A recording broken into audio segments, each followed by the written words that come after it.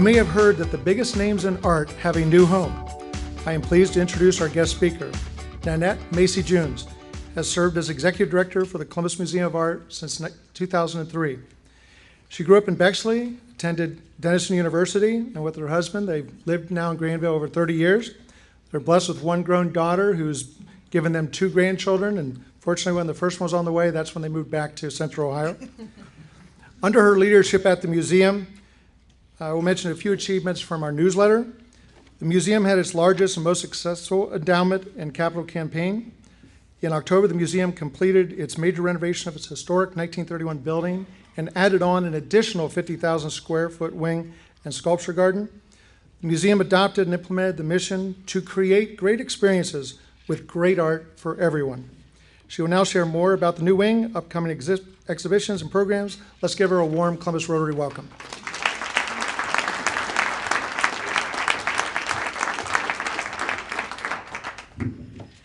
Okay, thanks for inviting me. Now we've opened our expansion, and I wanted to give you a little bit of a sort of a, let's see, this is right? Yes, to give you the new CMA. And if you haven't driven by or you haven't come in, we've had huge attendance since we opened the new wing in October. So here's the journey. For years, the museum is actually pretty old. We're 1878. We were founded in 1878. We're actually the oldest art museum in the state because they actually passed state legislation that enabled the museum to be opened. I mean, we had to have certain legislation that allowed us to have a nonprofit arts organization in Ohio. We had no property for many, many years, but what most people remember that is in 1931, we opened this beautiful building that fronts Broad Street. It's our historic home. It's now called the Ross Building. It's right next to First Church, and State Auto's on our other side. This is the original way the building floated on this beautiful green lawn. And eventually let's see, is this got a thing here? Wait, there it is. Eventually, this row of buildings and houses were torn down, and that's where the museum's parking lot was built. So then in the 1970s, that's the last time we made a major infrastructure investment at the museum was really in the 1970s, when the 1974 wing was opened. And you see here a picture of that wing, and then this is the familiar entrance many of us for years went in and out under this sculpture by Stephen Antonakis. We started in 2005 a campaign that would transform the museum, and it was a physical transformation of the museum, but it was also a philosophical transformation. I want to talk a little bit about that as well. So here's our little timeline. We started with renovating. It was a 3-phase renovation of the museum in terms of its physical transformation. The first was this outbuilding that is called Baton Hall. It was the original school. Was the original building for CCAD, which was then the Columbus Art School. Every time I open a building, it rains or snows or something. It rained when we opened Baton Hall and cut the ribbon.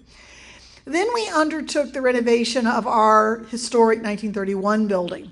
And the goal of that renovation was to make it the very best building it could be for the 21st century. When we built buildings in 1931, we didn't think about our knees.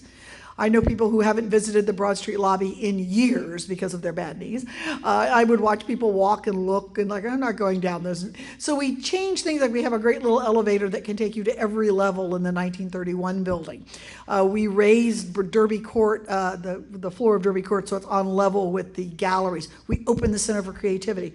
So it was a beautiful transformation. We also painted these arches blue because in the original design of the museum, those arches that surround the center court were actually all painted. This was the boldest thing I did. I ripped out the floor of Derby Court.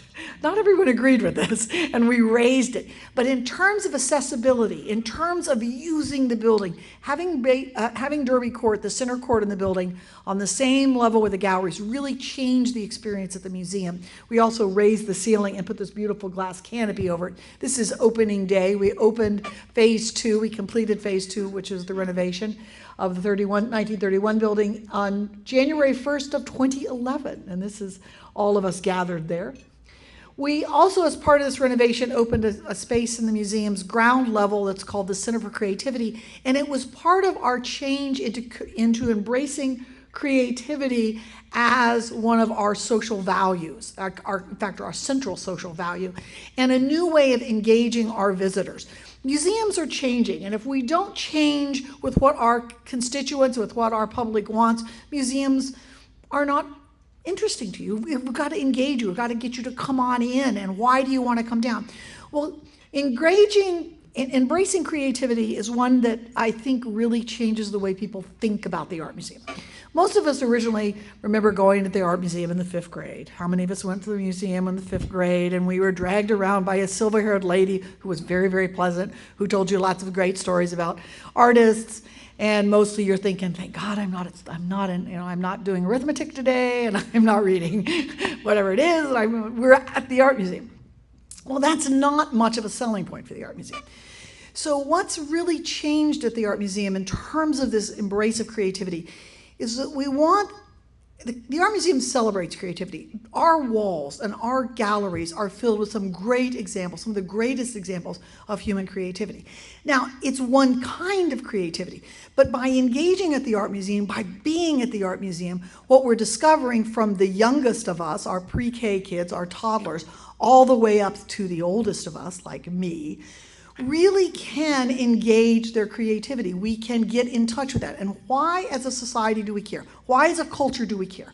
We care because that creative impulse is what you have to have innovation and change. It's the only way our culture moves forward. Now, you may not be an artist, but you may have creative. I always go to accounting and everybody goes, oh, don't use accounting. You don't want creative accounting. But you know the impulse I'm talking about. Business change, academic change, all kinds of change in our, even public policy change comes out of this impulse for creativity. And that's what we want people to engage in. And so we've introduced a lot of great things in the museum. If you've not been down lately, you've got to come over.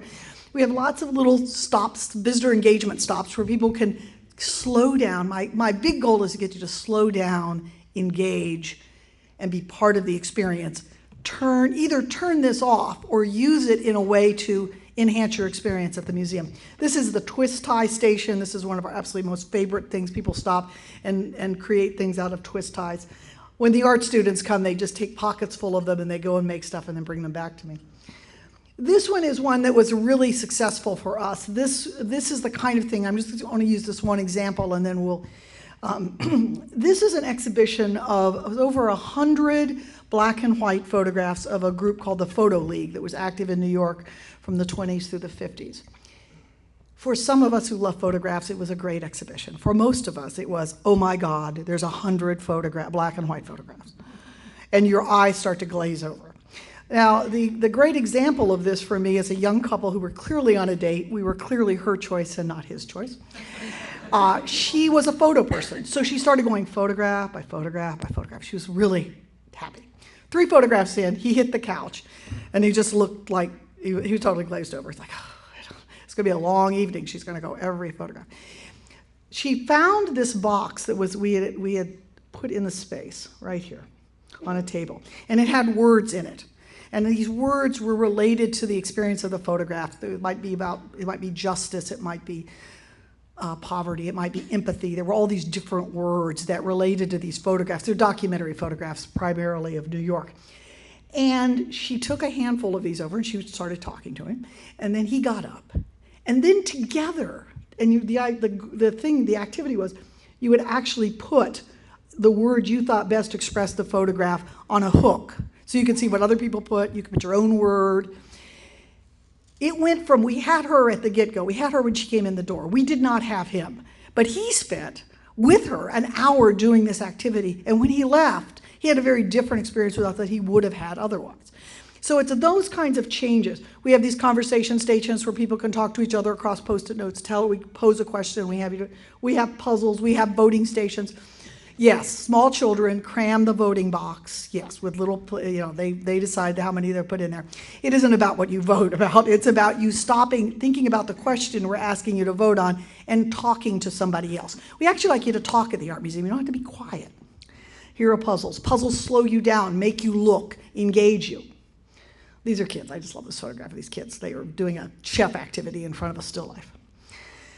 We've also started some new creative partnerships. We've got a great one with OSU, with the Wexner Medical Center. Every young doctor now comes through our program. It's about observation skills, which leads to better diagnoses. And also, if the human brain doesn't slow down, the human brain is not very empathetic. So this is also a way to slow down, engage long enough with something that it kind of invokes empathy skills, which is something our young doctors are working on. We also have a program for dementia patients and Alzheimer's patients, and this is one of our great programs. And this is the one people stop me in grocery stores and stop and talk about their father, their mother, their sister, someone who had been with it. This is for the person suffering from these horrible conditions, as well as caregivers and loved ones. We also have a great teen program and part of a large teen network that we work with all of these other organizations to engage teenagers in getting them to feel differently about the art museum, as well as these other cultural opportunities. And all of this resulted in case you haven't talked to me lately, you don't know this, but in 2013 we won the National Medal, which is a very rare. Art museums almost never get this. It's given by the Institute for Museum and Library Services. I think we're only like the 15th art museum in the country to ever receive it. It's for transformational work in your community. You should be very proud that we won this, and that you live in a city where there is another National Medal winner. And who would that be? Do you know? The library. So Pat Lazinski has one of these, and I have one of these over at the museum, and we are extremely proud. You go to the White House, you are given this as an honor. It's an extraordinary moment. Then final phase 3, we dug a hole in the ground and we built a great new garden, this little west garden. And this is our opening moment with our breaking ground moment. I like flutterfetti. This is all ecological flutterfetti as opposed to confetti. We worked with a local architect, Michael Bongiorno, a young architect here who has done an incredible job for us. In case you missed it, we were at the year-end issue of the Wall Street Journal. We were the architect that she picked 3 or 4 projects for the year as her best in architecture, and we were one of them, which is an extraordinary. This is the original drawing. Here's some of the, now I'm just showing you things that you can see because you can come over. We rebuilt the garden. The garden that used to be here now is here. And the cafe is, in case you haven't been over, the cafe is right on the garden, and you can eat inside looking out, or we have a great terrace. This is an event space where you can have a great time. You can have a meeting, you can have a wedding, you can have anything you want, and there's stairs that bring you down into the garden, so you have this kind of access that goes from Derby Court, which is right there. That's the Derby Court, down through into that. And here's the new wing. This is the Margaret M. Walter wing, named for Peggy Walter, who is a long-term supporter of the museum. This is the entry experience. You kind of come over and experience it with the new cafe, the store on this side, and there's a desk here. The welcoming desk is right there. Here we are into construction. Here's the entry. Got it covered. People were very happy to have this return, so you can now be under something as you approach in case it's raining. Here's the shot at night. It's cantilevered over. It gave us 50,000 new square feet. The first floor of the wing is of the Walter wing is dedicated to special exhibitions, and the second floor is dedicated to an expansion of the collection. So you can walk through. In fact, you can walk through galleries 1 through 10 in the historic building, and then cross these bridges and go into the new space. There it is. And there's the new garden, right as it's opening. These are all the great. This is fantastic. This is the Huntington Atrium. It's an extraordinary space. Things that are up right now, we have a great, 2 great shows. We have a show dedicated to Eva Glimsher and her impact as a gallerist on Columbus, Ohio. And we have a show on Paul Feely, that wonderful new sculpture that's on the tip of our property, that big blue, like wiggly columns outlined in red. That is by an artist named Paul Feely, and so we participated in an exhibition that kind of reintroduces Paul Feely to people. He's an important artist that hasn't gotten his due, which is something the museum does a lot with. Also, in new things in the, I think there are 33 or 35 things in the new installation that you have not seen from the public permanent collection, which is exciting, including this wonderful long-term loan from Roy Lichtenstein's estate, from the Roy Lichtenstein Foundation, which is a huge painting of the Oval Office. And you will have to go in. There's one thing in this office that has never, ever been in the Oval Office. So you have to come down and look at it, figure out what that is. We also have a great long-term loan from the Israeli Antiquity Authority, a 3-year loan of Roman glass. We did a project with the Israeli Antiquity Authority, that great mosaic that came, the Lode mosaic, and this is a follow-up project with them. And so we don't have anything like this in the collection, so it's exciting.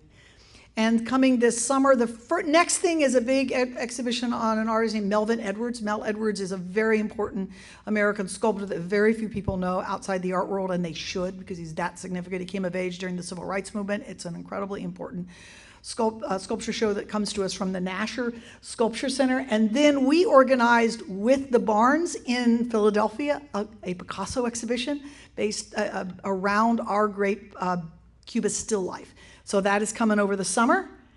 And I must have just wanted to end with a beautiful garden shot. You could be looking at that while you guys ask questions.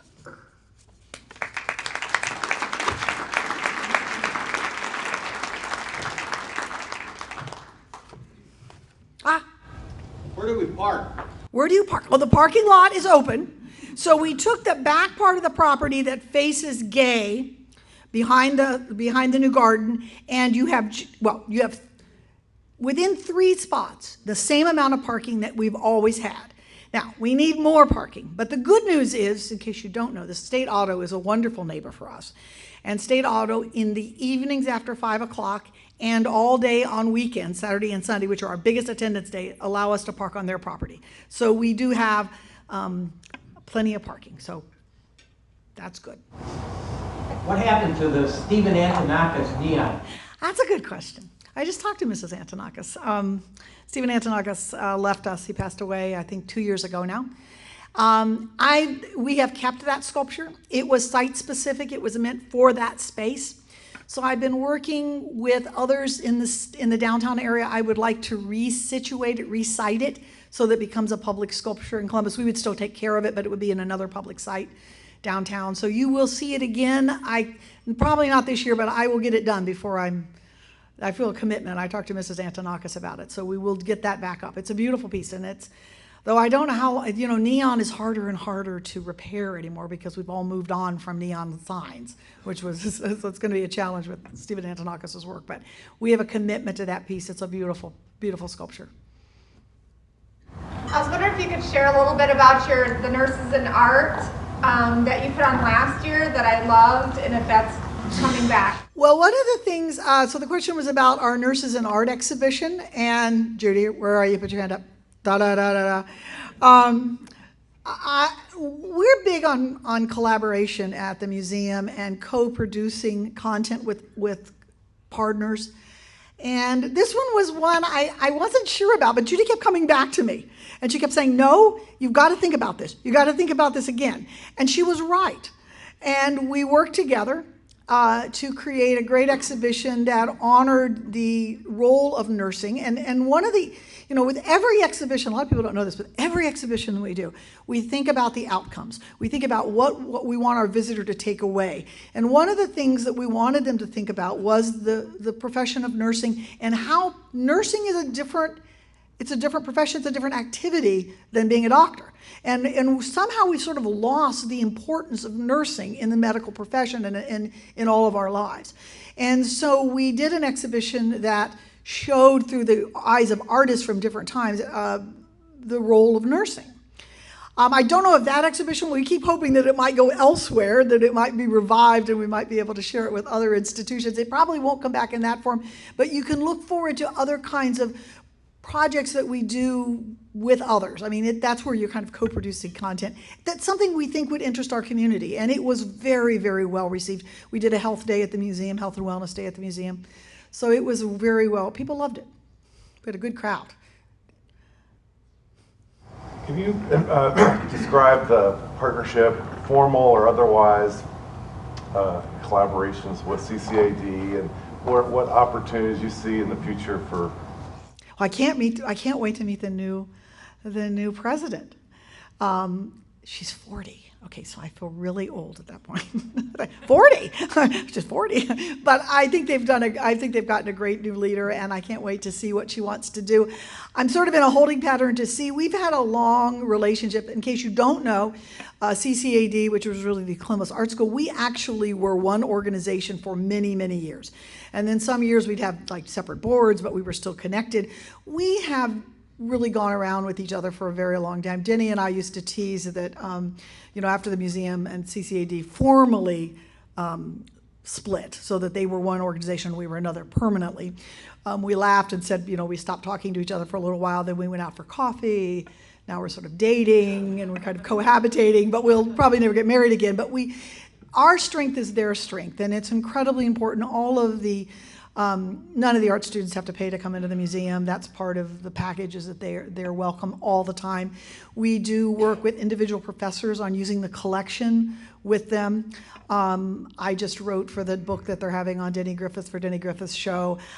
We've talked about some more projects in the future where we might do some things, but since there's a new leadership, I don't want to make her feel that she has to do those things. So I'm eager to talk to her about what future projects we could do together, because it's a great strength having CCAD next to the museum. We are stronger together. Living side by side in that neighborhood makes us much stronger than if we were, physically separated, I think. Geographically separated, I should say. I understand you're doing a collaboration on August Wilson. Yeah, well, yes. That's another. We love to do partnerships.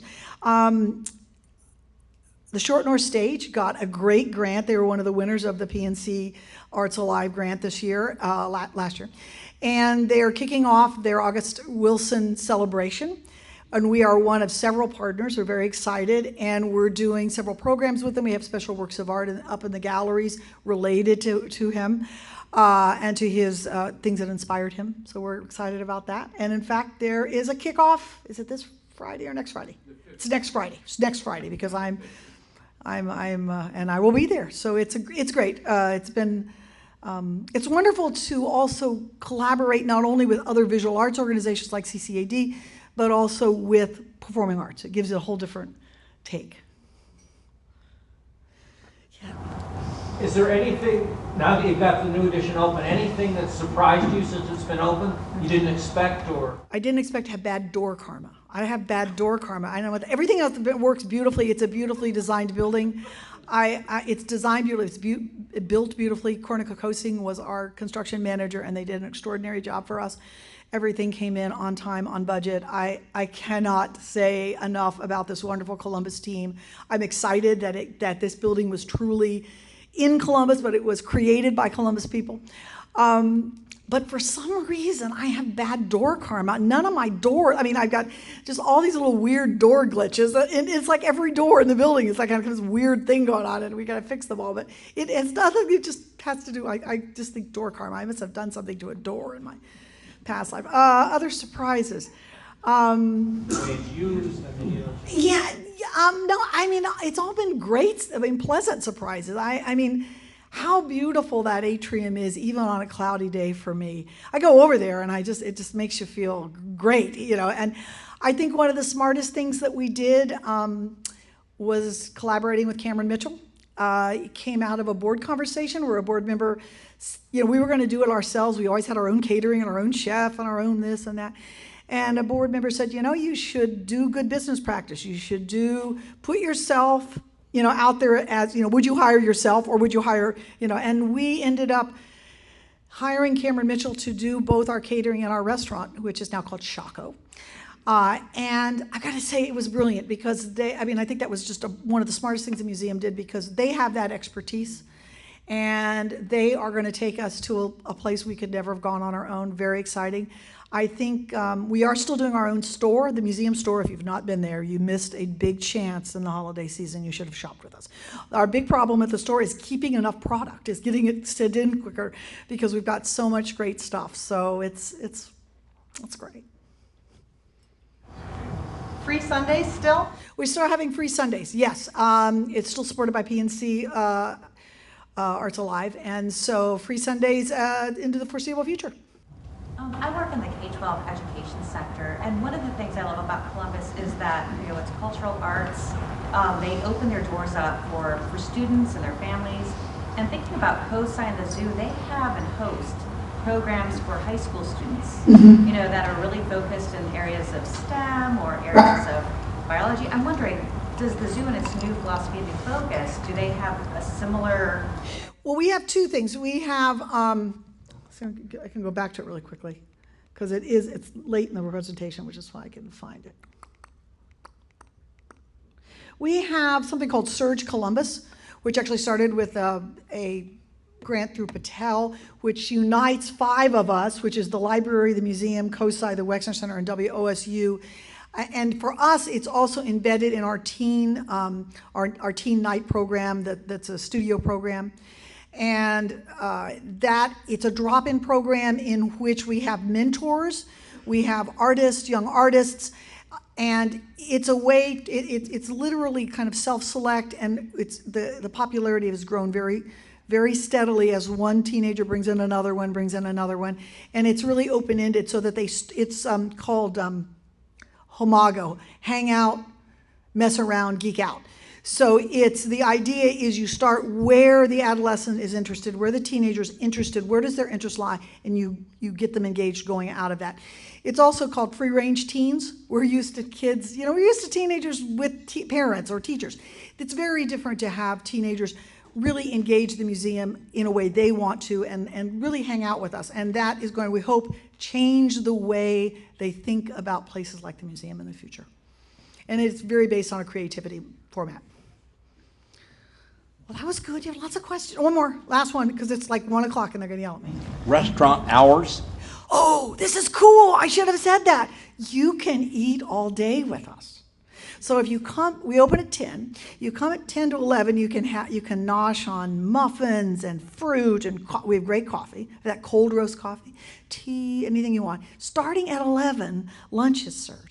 And you can eat any kind of lunch selection all the way to the end of the day at 5 o'clock. And if you come on Thursday evening, which is pay as you will on Thursday evening, we let you, it's not free, but it's like whatever you think you want to throw into the pot is what Thursday evenings are. And I've had a lot of people that have started having supper with us. They're either coming to a Thurber House thing, or they're coming to a program for us, or they're just going somewhere else, and they come around 5 or 6 o'clock, and they have a light supper with us, which is essentially our expanded lunch menu. It's the first time. You remember, it's 11 to 1:30, the only time you could eat at the museum. Now it's an all-day thing, so it's really, really great for us. And I think great for all of you. Thank you very much.